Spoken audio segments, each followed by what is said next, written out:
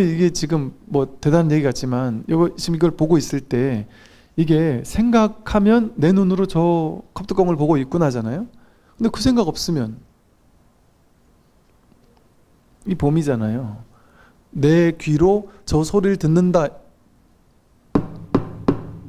이게 지금 솔직하게 이게 지금 내 귀가 저 소리를 듣는다는 경험입니까? 그건 해석이잖아요. 실제 일어나는 일은 뭐예요? 이 알아차림 뿐이잖아요. 이 소리가 듣기 좋다 듣기 싫다 이건 해석이죠. 이런 소리 저런 소리 하는 건 해석이잖아요. 그 해석 따라가지 않으면 이 알아차림 이 경험이잖아요. 그냥 이것뿐이잖아요. 내가 하려고 애써서 하는 게 아니잖아요. 이거는 여러분 TV라든지 뭘 볼 때 좀 집중해서 볼 때가 있고 좀 대충 안 볼 때가 있고 그렇잖아요. 근데 그건 노력을 해야 되잖아요. 집중할 거냐 말 거냐 이런 노력을 해야 되잖아요. 근데 그 노력하고 말고를 떠나서 노력 하나도 안 해도 저절로 드러나는 이게 있잖아요. 이게 진짜 나 아닙니까?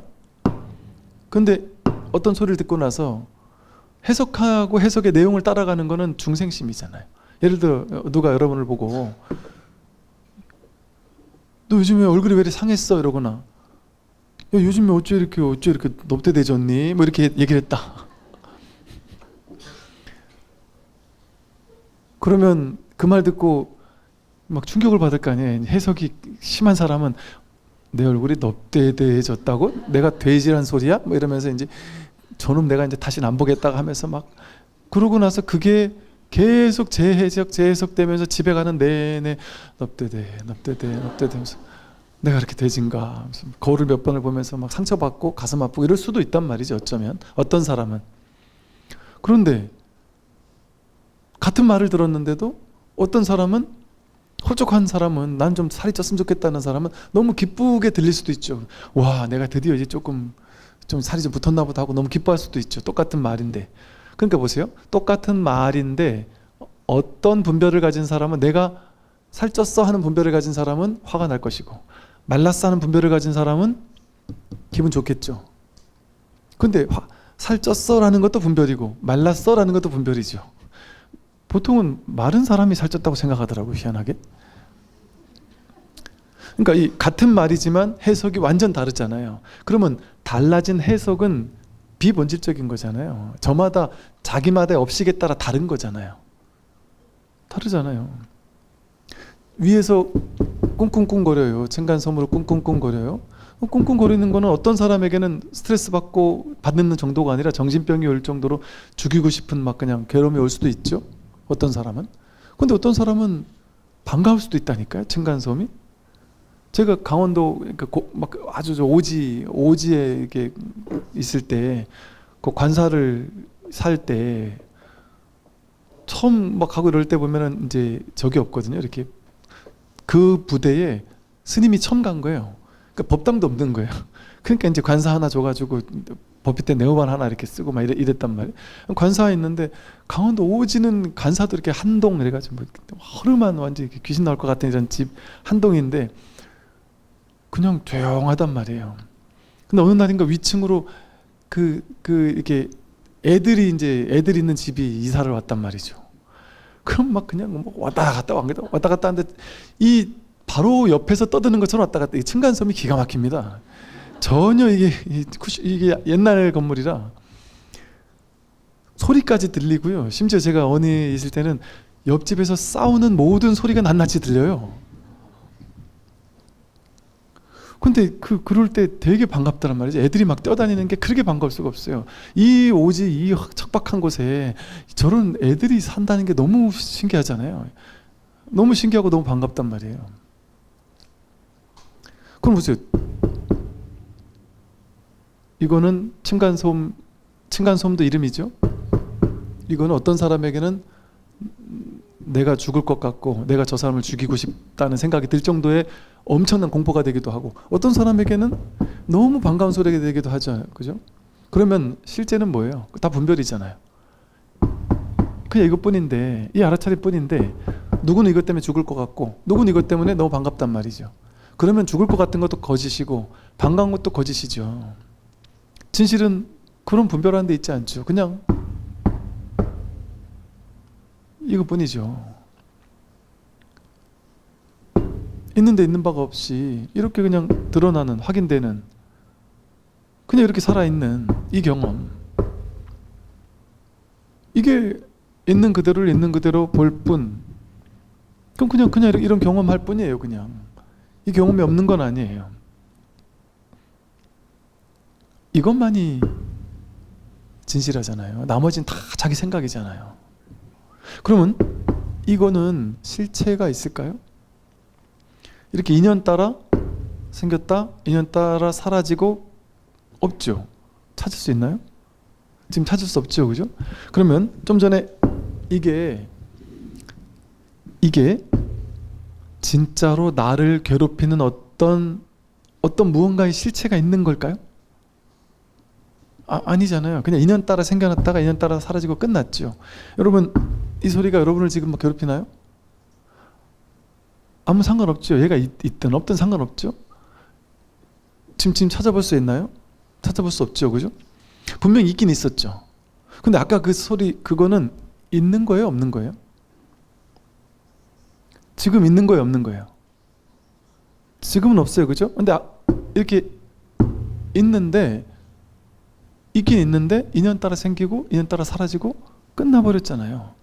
이게 인연 따라 생기고 인연 따라 사라지고 끝나버린 것을 인연 따라 생기고 인연 따라 사라지고 끝나버리도록 내버려두면 얘는 나를 괴롭히지 않죠. 아무 문제가 없죠. 인연생 인연멸은 그냥 인연 따라 생기고 사라지고 끝이기 때문에 뭐 실체가 없어요. 아무것도 없어요. 공하단 말이에요. 뭐가 없어요. 한 물건도 없단 말이에요. 그걸 그냥 인연 따라 생기고 사라진 걸로 냅두면 돼요. 그냥. 그런데 우리는 어떠냐 하면 이 소리를 생각으로 기억하고 저장해서, 이거니까 이제 좀 감이 안 오겠지만, 예를 들어 누가 야 너 왜 이렇게 얼굴이 넙대해졌니? 이 말을 듣고 나서 그 생각을 이제 기억하고 저장해가지고 그 사람을 미워하고 증오하고, 한 달 뒤에도 가만히 생각할수록 짜증이 나고 화가 나고, 그 사람은 한 1년, 2년 안 봤는데 괜찮았다가 1년 뒤에 그 사람을 보자마자 그 말이 기억이 나서 또 화가 날 수도 있죠. 그죠? 그러면 너 얼굴이 어째 이렇게 상했니? 얼굴이 어째 이렇게 살이 쪘니? 이 말이 아무것도 아닌 말인데 이걸 붙잡은 사람에게만, 취한 사람에게만 그건 계속 기억하고 있는 거죠. 자기가 간직하고 있는 거죠.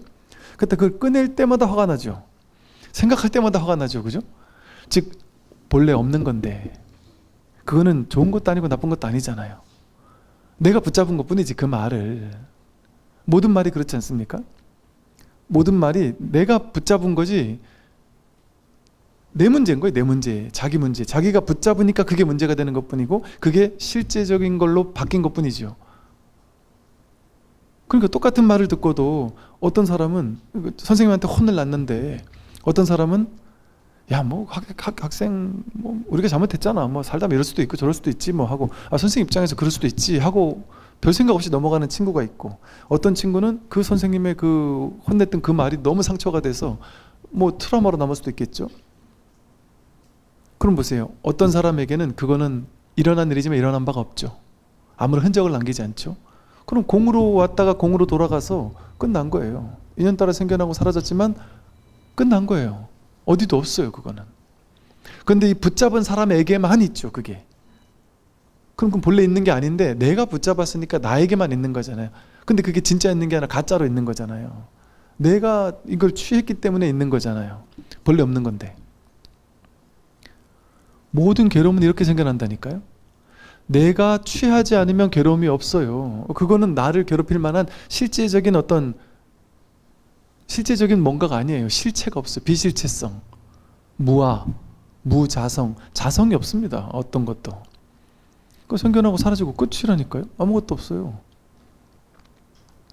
근데 그걸 중생은 귀신같이 자기 식대로 해석해가지고 그거를 취하거나 버리는, 좋아하거나 싫어하는 어떤 대상으로, 힘을 지닌 어떤 대상으로 만들어버리는 거예요. 만들어버리는 도사죠. 그러니까 우리 인생에 등장, 퇴장했던 일체 모든 삶의 경험은 인연따라 생기고 사라지고 끝난 공한 경험이었어요. 내가 옛날에 나를 상처 줬던 경험이나 나를 기쁘게 했던 경험이나 똑같은 거예요. 똑같은 거. 그 인연따라 생겨나고 사라진 걸 내가 해석해가지고 그렇게 느낀 것 뿐이지, 거긴 그런 어떤 자성이 없어요. 실체가 없습니다. 그러니까 과거는 다 공한 거잖아요. 그 생각이라는 찌꺼기가 남아가지고 지금 나를 괴롭히고 있잖아요. 그걸 업장이라고 하는 거예요. 업에 장애가 남아있다. 근데 여러분, 마음 공부하다가 이런 얘기 들으셨나 모르겠어요? 깨닫고 나면 업장도 없다. 깨닫고 나면 업장이 없다 이런단 말이에요. 단박에 업장이 소멸된다 이런단 말이에요. 근데 업장이 없어서 없는 게 아니라 업장이 일어날 건 다 일어나는데 그래도 없다 이런단 말이에요. 이 일어나는 이 찌꺼기가 전부 다 찌꺼기인지를 확인하고 있는 거예요. 다 아는 거예요. 그러니까 이게 이제 옛날에는 이 생각만 하면 화가 나고 심각했는데, 이게 이제 화나는 뭔가가 아니에요. 생각해도 더 이상 화가 안 나요. 옛날에 그때는 막 그 생각만 하면 화가 났는데 이제는 뭐 더 이상 화가 나지 않은 그런 경우 많잖아요. 그게 실체적인 무언가였다면 지금도 나를 괴롭히겠지만, 내 마음이 바뀌면 더 이상 그게 나를 괴롭히지 않아요. 이와 같이 내 인생에서 나를 괴롭히는 모든 것은 실제 하는 것이 아닙니다. 나를 괴롭혀왔던 모든 것들은 정말 나를 괴롭히는 어떤 것이 아니에요. 우리 아까 처음에 여기 개송에서 말한 것처럼 법신, 강요, 무일물 이랬잖아요. 법신을 깨달으면, 내가 법신이라는 사실을 깨달으면 무일물, 한 물건도 없어요. 그 불법이라는 것은 불법이 아니라 이름이 불법일 뿐이다. 견성이라는 거, 성품이라는 거는 이름이 성품일 뿐이지 성품이라는 뭐가 따로 없어요. 그렇다고 없다라고 고집할 수도 없고, 없다고도 할 수 없고, 있다고도 할 수 없단 말이에요. 우리 분별의 어떤 대상이 아니기 때문에. 분별하는 대상이 아니에요. 분별하는 여기에 늘 드러나 있지만 이 분별된 이 대상은 아니란 말이에요. 이게 이 세상의 본성입니다. 이 세상은 한 물건도 없어요. 여러분이 여기 있는 것 같잖아요. 여러분은 여기 없습니다. 나도 없고 남도 없고 세계도 없어요. 근데 진짜 없는 게 아니라, 단멸공에서 없는 게 아니라 다 있는데 없어요. 인연 따라 생겨나고 사라지는 건 다 있죠. 근데 있을 때 있는 바가 없단 말이에요. 그러니까 집착할 바가 없어요. 이 세상 어디에도 집착할 게 없는 거예요. 그 모든 것은 인연 따라 왔다 가고 끝나는 거니까요. 10대 때 내 몸, 갓난아기 때 내 몸, 그 인연 따라 생겨났고 사라지고 끝났잖아요. 없잖아요. 지금 없잖아요.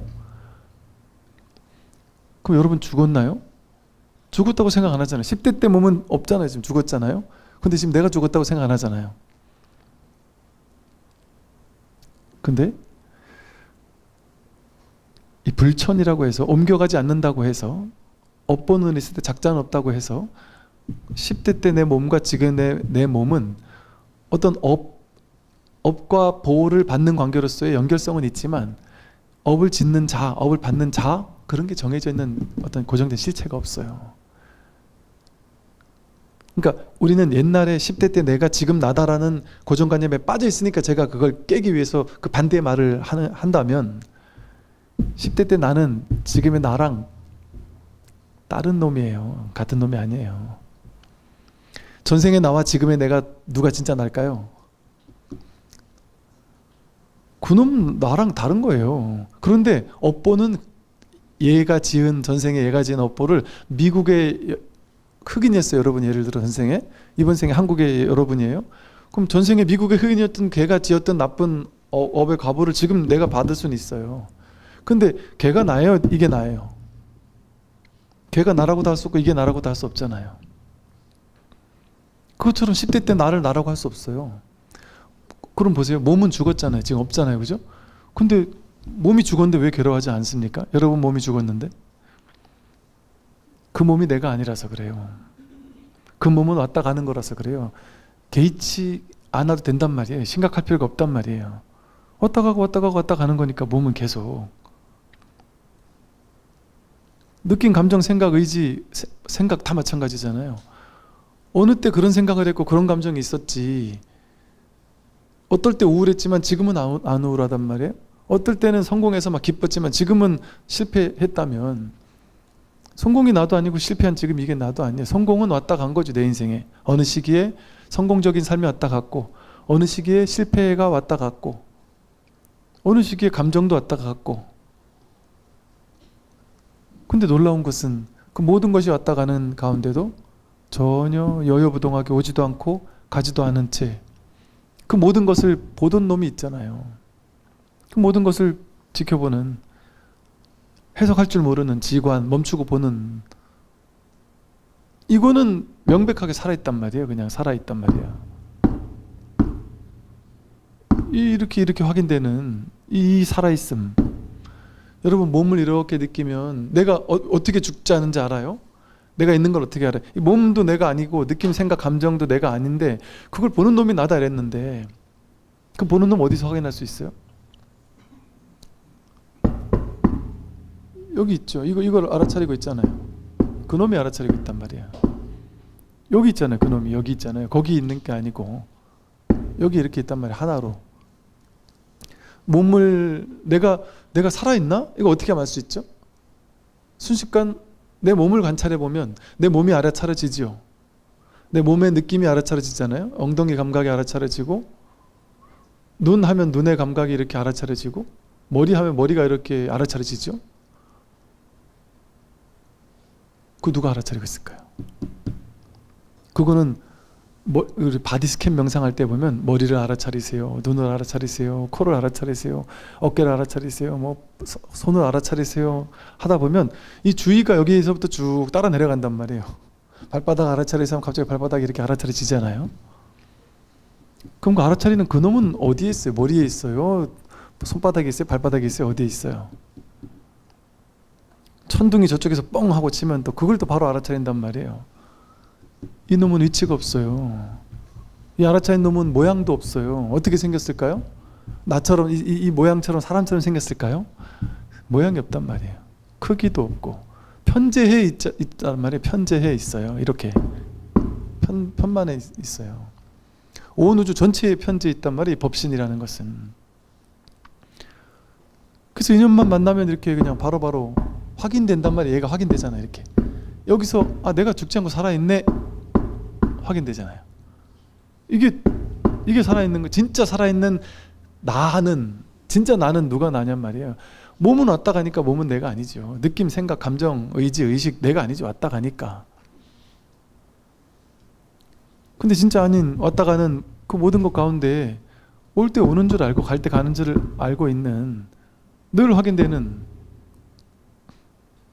이거는 어쩔 수 없는, 이거는 그 누구도 어떻게 할 수 없는 거잖아요. 이거는.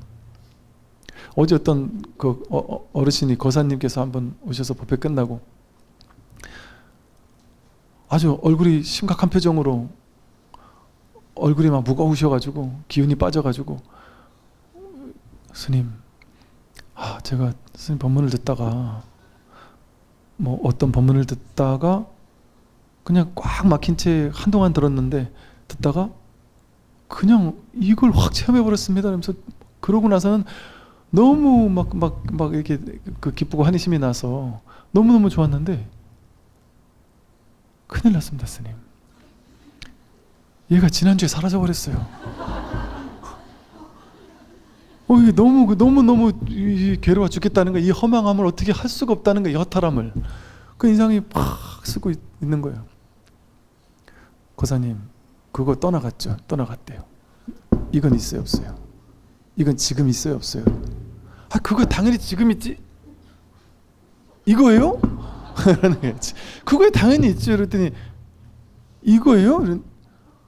그때 왔다 간 거는, 그거는 법이 아니다. 그거는 왔다 가는 그냥 것이 생사법이지. 지금 늘 있는 이거죠. 그랬더니 사람의 표정이 그렇게 우울해 있다가 그렇게 갑자기 환해질 수가 있나 싶을 정도로 완전히 막 날아가시더라고요. 그렇게 무겁게 걸어오셔가지고. 이렇게 늘 있는 거란 말이에요. 늘 확인되는 거고. 그러니까 그때 난 체험했어요. 이건 가짜라니까요. 그때가 어디 있어요. 지금 체험하는 거지. 자기를 어떻게 그때 체험해요? 지금 체험하지. 지금 여러분 내가 없습니까? 내가 있잖아요. 그 나는 나이 든 것 같지 않잖아요. 그러니까 여러분이 나이가 들었는데도 불구하고 나이 안 들은 척하고 살잖아요. 보통 사람들이. 나이 든지 모르잖아요. 우리가. 그게 저 사람이 나이 들어가서 나이값 못하는 게 아니에요. 진짜 자기는 나이가 없어서 그래요. 저도 그렇거든요. 저는 몰랐는데 요즘엔 좀 안 그래. 약간 현타가 와서 이제 이걸 알아가지고. 근데 얼마 전만 해도 군에 있을 때만 해도 저는 제가 되게 젊은 청년이라고 생각하고 그렇게 이럴 정도로 짜증이 나시나요? 너무 젊은 청년이라고 생각했어요. 그냥 군발이라고 생각하고 산 거예요, 저는.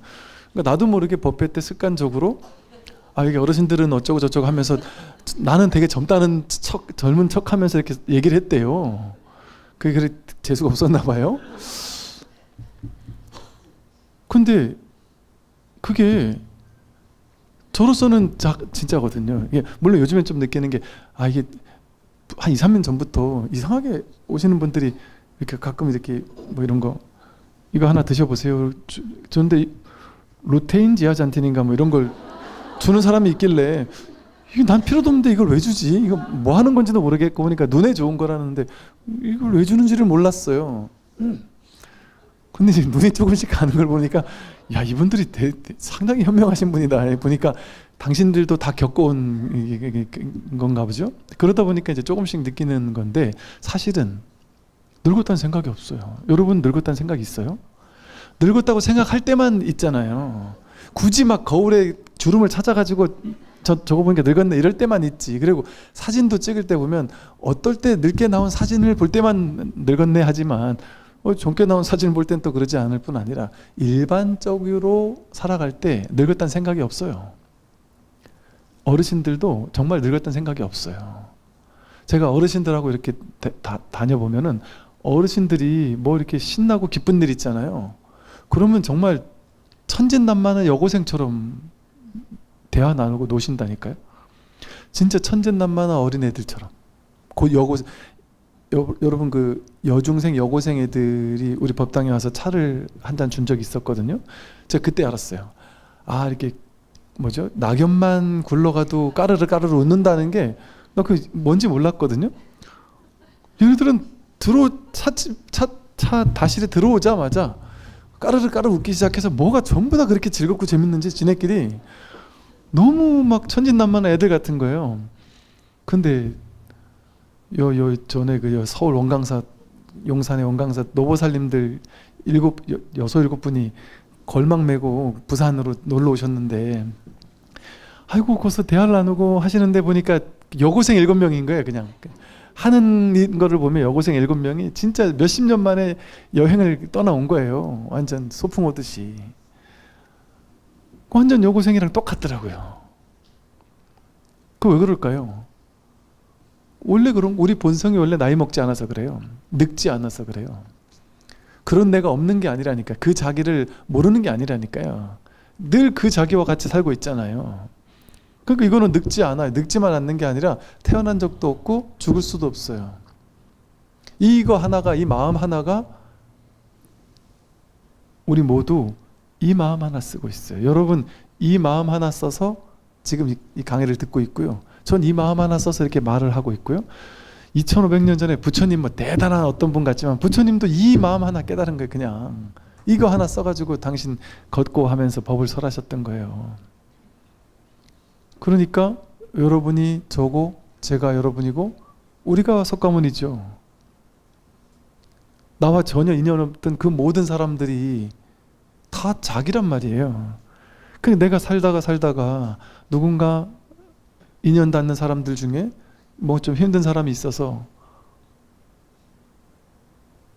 도와줬다? 그건 자기를 살린 일이에요. 자기를 돕는 일이고. 그리고 이 자기라는 자각이 오게 되면 이 자기 마음을 확인하게 되면 뭐 억지로 나서가지고 막 지금부터 나는 사람들을 도울 거야 막 이런 굳이 그런 생각도 필요가 없어요. 그냥 인연 닿는 사람들에게는 그냥 내가 할 수 있는 만큼의 도움을 주는데 내가 너 도와줄게 이런 생각이 없이 그냥 그 사람의 마음을 이렇게 내 마음처럼 돌봐주게 돼 있다니까요. 그렇다고 그렇게 해야 되는 거에 또 과도하게 집착하지도 않아요. 그냥 눈앞에 있을 때 그렇게 따뜻하게 해주고 떠나가면 끝이지. 기어이 막 끝끝내 찾아가가지고 그 어떻게 그게 가능하겠습니까? 이 세상 사람들을. 그러니까 인연 닿는 사람들에게 내가 할 수 있는 그럼 저절로 복을, 그러니까 이게 동체 대비심이 저절로 생겨나는 거죠. 그러니까 세상을 밝히는 게 나를 밝히는 길이에요.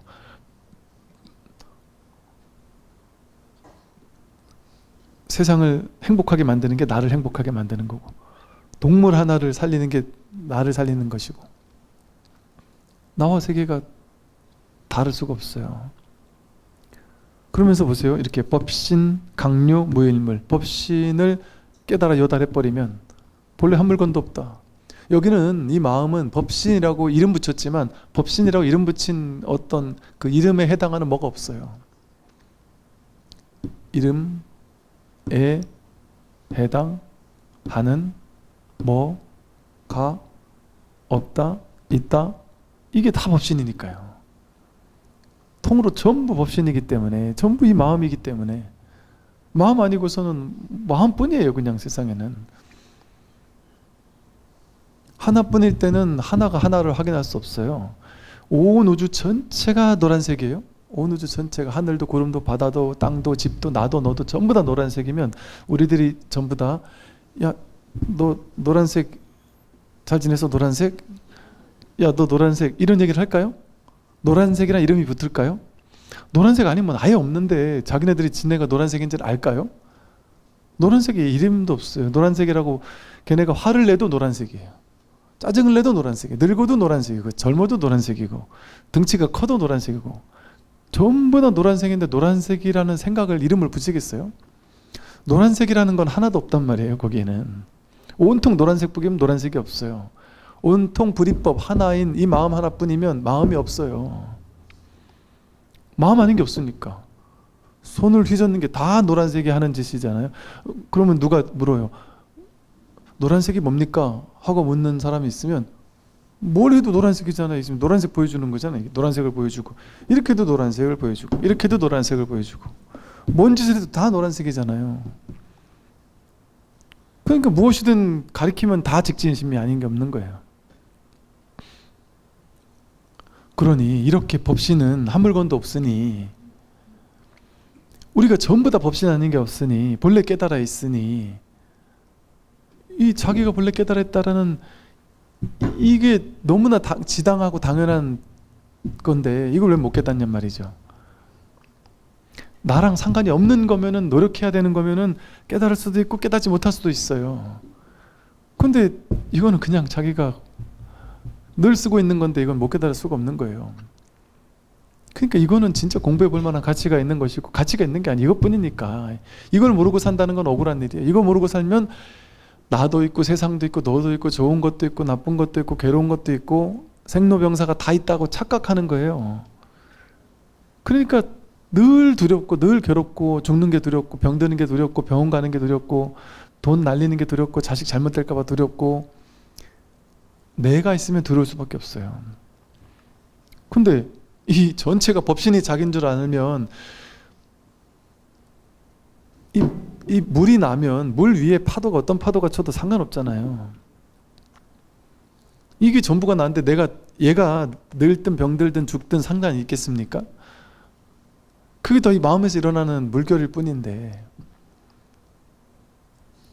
심지어 저 전쟁이 일어나든 고아 헐벗고 굶주리는 사람이 있어도 내일처럼 도우려는 마음은 있지만, 그것 때문에 막 분노하고 괴로워하고 하면서 왜 너희들은 돕질 않느냐 하면서 막 그걸 돕지 않으면 안 된다라는 그 상에 빠져 있지도 않아요. 그 헐벗고 굶주리는 전쟁터도 이 마음에서 일어난 물결이란 말이에요. 그러니까 사회 현상에 뛰어들어가지고 사회를 바꿔야 된다라면서 막 뭐 정치도 바꿔야 되고, 뭐 경제도 바꿔야 되고, 가난한 사람도 살려야 되고, 뭐 이거 안 하면은, 이 마음 하나 깨달으면 그 전체가 구제되는 거라니까요. 그러니까 이게 마음 공부하는 사람들이, 저놈들은 마음 공부만 빠져가지고 세상의 괴로움은 아랑곳하지 않는다? 그 택도 없는 소리예요. 세상의 괴로움을 근본적으로 이거를 해결하는 게 이 마음 공부예요. 이기적으로 자기 마음 공부하는 사람이 아니에요. 내가 깨어나면 세계가 깨어나는 거예요, 진짜로. 그러니까 자기 마음 깨닫는 게 이거는 그냥 대단한 일이 아니에요. 여러분이 돈 벌어봐야 내 돈 늘어나, 내 돈 뭐 수조원을 벌어 내 돈 수조원 늘어나는 거잖아요. 그 뭔 공덕이 되겠어요. 근데 이 마음을 깨달으면 온 우주 전체를 동시에 일시에 구제하는 거라니까요. 왜 구제하는 걸까요? 본래 구제돼 있으니까. 다 구제돼 있는데 자기가 안 구제돼 있다고 빡빡빡 우기고 있는 거거든요. 근데 서로 다 구제 안 돼 있다고 빡빡 우기는 사람들끼리 있으니까 자기만 깨어나면 되는 거죠. 그럼 전체가 깨어나 있는 것이니까요. 그러니 현실에 무슨 문제가 있겠습니까? 여러분이 무슨 두려울 게 있겠습니까? 죽거나 지옥 갈까봐 걱정된다? 죽거나 지옥 가는 게 아니라 죽으면 어떻게 지옥을 가요? 지금 지옥인데, 분별이 지옥인데, 죽으면 분별도 못 하는데. 지금 지옥이지요. 어떻게 죽고 나서 가는 지옥이 있어요. 그러니까 이런 얘기를 하면 사람들이 그래요. 스님께서 자비 방편을 써서 지옥이 없다고 해주셔가지고 우리를 두렵지 않게 해주시네요. 자비 방편은 무슨 제가 자비 방편을 씁니까? 본래가 그런데 본래가 한 물건도 없는데 어떻게 지옥이 있어요? 극락도 없는데 부처도 없는데 열반도 없는데 해탈도 없는데요. 한 물건도 없는데 여기 뭐가 있다고 그런 거를 허다한 걸 만들어요. 증명해 드릴까요? 증명이라기보다는 여러분 어젯밤 꿈속에 모든 게 다 있었잖아요. 하늘도 구름도 별도 너도 나도 남도 가족도 친지도 다 있었잖아요. 사건도 이거 다 있었잖아요. 그때 꿈속에서 이거 아무것도 없어 이러면 안 믿었을 거 아니에요. 지금 꿈 깨고 보니까 지금 보니까 너무나도 명백하잖아요. 명명백백 그런 일이 없잖아요. 분별의 꿈에서 깨어나면 한 물건도 없다니까요. 법신 강요 무일물 한 물건도 없다니까요. 분별에서 깨어나면. 그러니까 이제 다 있는데 하나도 없는 거니까 이게 마치 꿈과 같은 거예요. 연극과도 같은 거예요. 연극 같은 거예요, 이게. 그러니까 지금 나는 이 연극을 구경하는 관람자예요, 관람자. 혹은 이제 구경꾼, 지구별 여행자 뭐 이러잖아요. 이거 구경하는 거예요, 재밌게.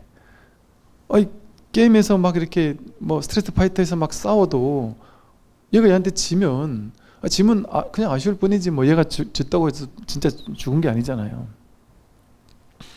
게임의 장치들인 거예요. 이 세상 삶의 장치가. 게임은 여러분 순탄하면 그게 게임입니까? 그게 재미가 있습니까?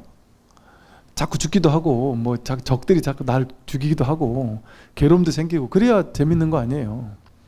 그러니까 현실 세계가 이렇게 괴로움이라는 장치. 왜 그럴까요? 괴로움에서 벗어나려면 이 괴로움이라는 가짜 장치가 있어야 돼요. 그래야 괴로움에서 벗어나야 되겠다라는 발심을 할 수 있거든요. 그럼 괴로움이 스승이고 괴로움이 있는 거기에 법신이 있단 말이에요. 그러니까 괴로움이 있는 여기에 법신이 있는데 그게 법신인데 우리는 괴로움이 올 때 괴로움을 벗어나서 도망치고 싶어 하잖아요. 그러니까 괴로움을 벗어나지 못하는 거예요. 도망치려고 하니까. 괴로움이 있고 두려움이 있고 서글픔이 있고 힘든 게 있을 때 그걸 벗어나 도망치려고 하잖아요. 취하거나 버리려고 하잖아요. 취사간택. 그러니까 못 깨닫는 거예요. 그것만 안 하면 된단 말이에요. 지금 여기에 있으면 된단 말이에요. 그게 근원적 치유고요. 근데 제가 있는 그대로 허용해라 받아들여라 하니까 그거를 해야 되는 걸로 아는데 이게 사실은 이렇게 자꾸 얘기는 하지만 사실은 이 자기 법을 확인하고 나면 저절로 이렇게 되는 것을 얘기를 하는 거고 또 우리 같은 경우는 어떠냐면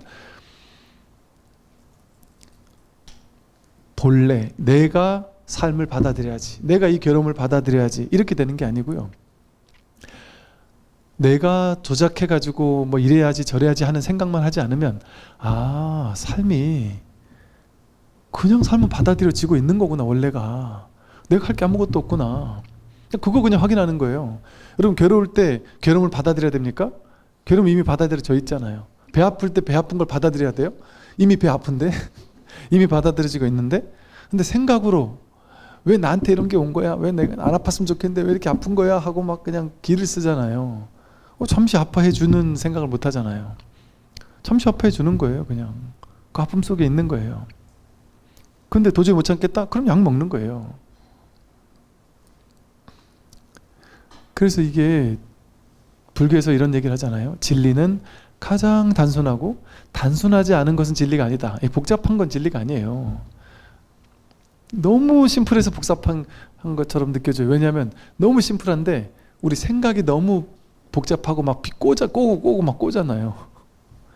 사람들 진짜 많이 꽈요. 제가 이제 군에 있을 때 보면 그러니까 진급 심사를 하면 모든 사람이 진급에 이렇게 뭐 나름 열심히 하려고 하지 않겠어요? 근데 진급이 됐냐 안 됐느냐 가지고 얼마나 많은 썰들이 있는 줄 아세요? 어떤 사람이 진급 됐냐 안 됐냐 가지고 본인 진급 안 돼 가지고 내가 뭐 이래서 안 된 거고 저래서 안 된 거고 누가 나를 욕해서 안 된 거고 뭐 저것 때문에 안 된 거고 자기가 장황한 온갖 이유를 다 만들어요. 근데 그건 자기니까 그렇다 치고 하다못해 사람들이 참 관심이 많은 게 그 부대에 예를 들어 장군 이러면 제일 높은 분이니까 한두 분밖에 없을 거 아니에요? 그 사람 모르는 사람 없잖아요. 근데 우리 장군님이 이번에 진급을 못했다 이러면 그 밑에는 무수히 많은 간부나 이런 사람들이 야 우리 사단장님 이번에 왜 진급 못했을까? 거기에 대한 썰들이 수백 개가 떠다녀요. 막 그분이 뭐 옛날에 뭐 중령 때 뭐 교통사고가 났었다더라, 뭐 누굴 쳤다더라, 뭐 음주를 했다더라, 뭐 아니면 뭐 옛날에 밑에 사람을 괴롭혀가지고 그 사람이 뭐 뭘 해놨다더라, 뭐 아니면 심사위원 중에 누가 원수진 사람이 있었다더라, 뭐 오만 가지 이야기. 진짜 정말 이렇게까지 이야기가 많을 수 있나 싶은. 한 번은 너무 그렇게 이야기가 많길래 제가 이제 불자고 친한 분이 계셔가지고 그분한테 턱 까놓고 물어본 적이 있었어요. 그 중에 어느 정도가 진짠가 싶어가지고. 거의 다 그냥 별 쓸데가 없는 얘기예요. 별 의미 없는 이야기들이에요. 넘겨짚은 이야기들이든지. 그러니까 보세요. 어떤 하나의 현상을 가지고 사람들은 진짜 뭐 생각이 너무 많아요. 우리 목사 신부 스님들 모여가지고 훈련을 하잖아요. 그러면 뭐 이거를 하냐 마냐, 이거를 우리 스님들이 하냐, 목사님이 하냐, 신부님이 하냐, 뭐 이런 하나 가지고 뭐 이렇게 하자 저렇게 하자 이렇게 뭐 그냥 가볍게 그냥 저는 그때 어려가지고 뭘 몰라서 그랬을 수도 있어요. 별 생각 없이 그냥 얘기를 했는데 나중에 이제 스님이 거기서 지금 목사 신부 계신 데서 그런 얘기를 하면 안 되지. 그런 거예요? 왜요? 그랬더니 하나하나 설명을 해주는데 가만히 들어보니까 저는 너무 표면만 보고 있었더라고요. 그 뒤에 이런 얘기를 했을 때 이런 파장이 있을 수 있고 저런 파장이 있을 수 있고 이런 건 이렇게 오해할 수 있고 또 뭐 이렇게 되면 우리 불교가 약간 좀 이게 약한 사람이 돼버리기도 하고 뭐 오만 가지 그 뒤에 있는 것까지를 생각하는 사람들이 있더란 말이죠. 그때 여러분 MBTI도 보면 그러잖아요. 그냥 사갈 보면 애플 아이폰이 어쩌고 저쩌고 하는 사람이 있는가 하면 그냥 사갈 보면 그냥 사가지 뭐 빨갛지 뭐 맛있겠네 이렇게 단편적으로 생각하는 사람도 있고 그렇잖아요. 어떤 방식이 됐든 사람들은 이 분별심이라는 것은 끝도 없이 드러난 현상 하나 가지고 막 꼬고 꼬가지고 그걸 복잡다단하게 만들어버려요. 그런 일이 실제 하지 않는데도 불구하고 만들어버려요. 그리고 그것이 생각 속에만 있으면 그나마 힘이 좀 없는데요. 그걸 말로 뱉어버리잖아요. 그러면 그건 너무 심각한 실체인 것처럼 오해가 돼요. 그래서 우리가 살다가 말로 어지간한 건 안 뱉는 게 좋아요. 어지간한 건 말로 안 하는 게 좋아요. 그러면 이러잖아요. 난 그냥 가볍게 한 얘기야 이러잖아요. 그거는 그런 말 하면 안 돼요. 나는 가볍게 한 얘기야 이럴 것 같으면 그런 말 하지 말아야 돼요. 나는 가볍게 한 얘기인데 그 사람은 심각하게 말로 표현된 거는 사람들은 무조건 심각하게 받아들이는 습성이 있어요. 경향성이 있어요. 저 사람이 뭔가 마음에 심각한 게 있으니까 말로 했겠지. 심각하지 않은데 뭐하러 말로 해? 이러잖아요. 이렇게 생각한단 말이에요, 사람들은.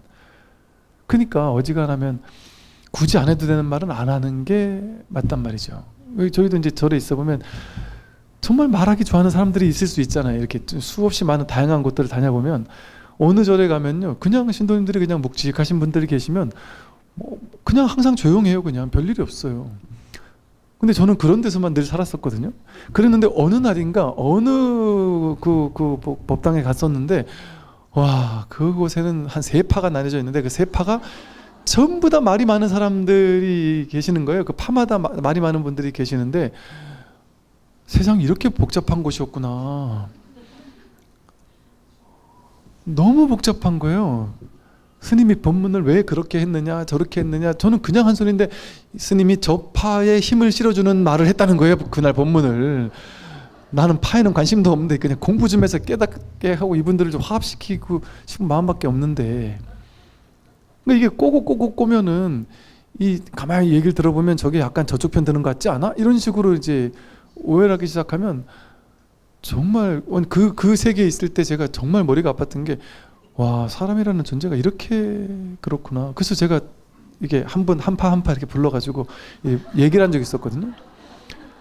막상 얘기를 해보니까 이분들이 그렇게 나쁜 사람들이 아니에요. 하나하나 얘기 들어보니까 뭐 그냥 그럴만하고, 굳이 안 해도 되는 말이지만 그냥 우리는 차 한잔 마시다가 그냥 뭐 굳이 뭐 딴 얘기 할 게 없으니까 그냥 뭐 그냥 양념 삼아 그냥 재미 삼아 별 생각 없이 한 소리예요, 이렇게 얘기를 하더란 말이에요. 해도 되고 안 해도 되는 얘기인데 그냥 한 소리인 거예요. 근데 그걸 맞는 사람은 크게 다친단 말이죠. 그러니까 그때 제가 느낀 게, 이게 말이라는 게 안 해도 되고 안 해도 되는 말인데 그걸 해버리면 그거는 에너지를 지니고 힘을 지녀가지고 사람들에게 상처를 주는구나. 그러니까 굳이 안 해도 되는 말들은 안 하는 게 낫고, 또 그 사람이 그 말을 한 이유를 우리는 100% 모르잖아요. 그 상황이 왜 그런 상황이었는지, 그 상황에서 그런 말을 했어야만 했는지를 우리는 모르잖아요. 자기도 자기를 모를 수가 있는데, 자기가 왜 그런 말인지 자기도 모를 수가 있는데 알 수 없거든요. 그러니까 사실은 욕할 수가 없어요. 사실은 그들에게 어떤 입장에서 그런 일이 한지를 전혀 모르기 때문에. 그러니까 그게 너무 반복되고 이건 지금쯤에선 한번 짚어줘야 되겠다 싶을 만큼 참다가 얘기를 해야지, 그냥 그렇게 얘기를 하면, 그래서 이게 말, 생각, 행동이 그게 업이라는 거거든요. 힘이 없는데 힘이 있는 것처럼, 본래 무일물이라 한 물건도 없는데 아무것도 아닌 건데 이게 표현돼 버리면 업이 되는 거예요. 구업 이러잖아요. 말로 나와 버리면 업이 돼 버리는 거야. 차라리 생각 속에서만 그냥 있다가 혼자서 딱 했으면 모르겠는데, 그러니까 말로 하면 그게 너무 심하게 되고, 그게 또 행동으로까지 돼버리면 더 큰 업이 돼버려요. 그래서 이 자기가 업을 쓰는데도 주의해야 되는 이유가 뭘까요? 본래 무일물이니까. 근데 그거를 말과 행동으로 표현해버리면 그건 업의 과보를 자기가 감당해야 되는 일이 생겨요. 그 업 짓는 일이거든요, 그게. 가능하면 그런 업 짓는 일을 하지 않아야죠. 왜? 본래 무일물이니까 한 물건도 없으니까 그걸 괜히 있는 일로, 심각한 일로 만들 필요가 없잖아요. 인생에 아무 일이 없습니다. 그냥 사실은 다 좋아요. 사실은. 오늘 여기까지 말씀드리겠습니다. 한번 하십시오.